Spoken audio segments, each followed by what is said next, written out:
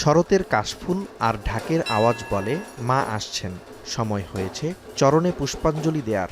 প্রতিবছর দেশের সবচেয়ে বেশি ও জাঁকজমকপূর্ণ পূজার আয়োজন হয় মৌলভীবাজারে।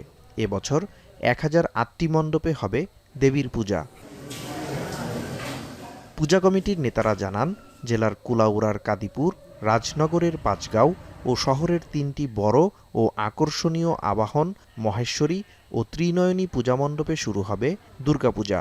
বড় মণ্ডপগুলোতে নেওয়া হয়েছে বাড়তি সতর্কতা। আমরা পূজা উদযাপন পরিষদ পক্ষ থেকে 4টি বিষয়ে আমরা লক্ষ্য করে বিষয় নিয়ে আমরা কাজ করে যাচ্ছি। প্রত্যেক মণ্ডপকে আমরা জেনারেটর রাখার জন্য আমরা অনুরোধ করেছি।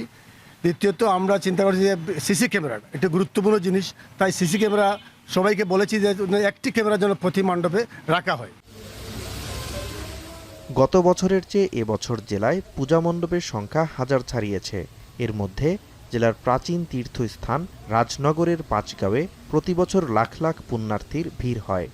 একই সাথে কুলাউড়ার কাদিপুর, শিববাড়ি, সদরের ত্রিনয়নী, আবাহন ও মহেশ্বরী, শ্রীমঙ্গলের সবুজবাগ, লালবাগ ও শাপলাবাগের বেশ কিছু মণ্ডপেও প্রচুর ভিড় হয়। তবে বেশ কিছু চা বাগানে এখনও দেয়া হয়নি পূজার বোনাস ও বকেয়া পাওনা। হতাশ চা শ্রমিকরা চেয়েছেন সহযোগিতা। সব জিনিসের দাম কত, এখন আমরা যদি 100 টাকা বলন না নেই তা আমরা চলবো কিভাবে? বাগান পক্ষ যদি দিত তাহলে তার পূজা আমাদের সুন্দর হতো। আমাদেরকে ওই কোম্পানি কিংবা সরকার সাহায্য করতে হবে। এবছর পূজার খরচ বেড়েছে বলে জানান ডেকোরেটার্স ও মূর্তির কারিগররা। 2-1 দিনের মধ্যে আমরা রং শুরু করব এবং এই মূর্তিটার দাম আমাদের 2,70,000 টাকা। গত বছর আমরা কাজ করছি মনে করেন 3.5 লাখ, এইবার করা লাগে 4.5 লাখ। এদিকে পূজাকে সামনে রেখে সারা জেলায় নিশ্ছিদ্র নিরাপত্তা ব্যবস্থা নেওয়া হয় বলে জানায় পুলিশ ও জেলা প্রশাসন। গুজব রুখতেও নেওয়া হয় নানা ব্যবস্থা। চা শ্রমিক সহ প্রত্যেকটি সার্বজনীন মন্দিরে 500 কেজি চালসহ নানা সহযোগিতা করা হচ্ছে। জেলা প্রশাসন থেকে 19টি ভ্রাম্যমাণ মোবাইল কোর্টও পরিচালনা করা হবে।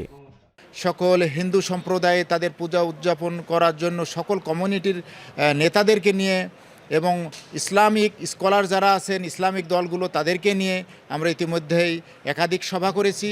সকলের কাছ থেকে আমরা খুব স্বতঃস্ফূর্তভাবে এবং প্রাণবন্ত উৎসাহ এবং সহযোগিতার আশ্বাস পেয়েছি। প্রতি বছরের ন্যায় এবারও আমাদের এক্সিকিউটিভ ম্যাজিস্ট্রেট তারা মাঠে থাকবে মোবাইল কোর্টের জন্য। যদি কোনো বিশৃঙ্খলা বা কোনো কিছু দেয়, আইন শৃঙ্খলা রক্ষা করার জন্য তারা মাঠে থাকবে। অসুর বিনাশী দেবী দুর্গা জাগতিক সব অশান্তি দূর করবেন, এমনটাই আশা মায়ের ভক্তদের। এখন মৌলভীবাজার।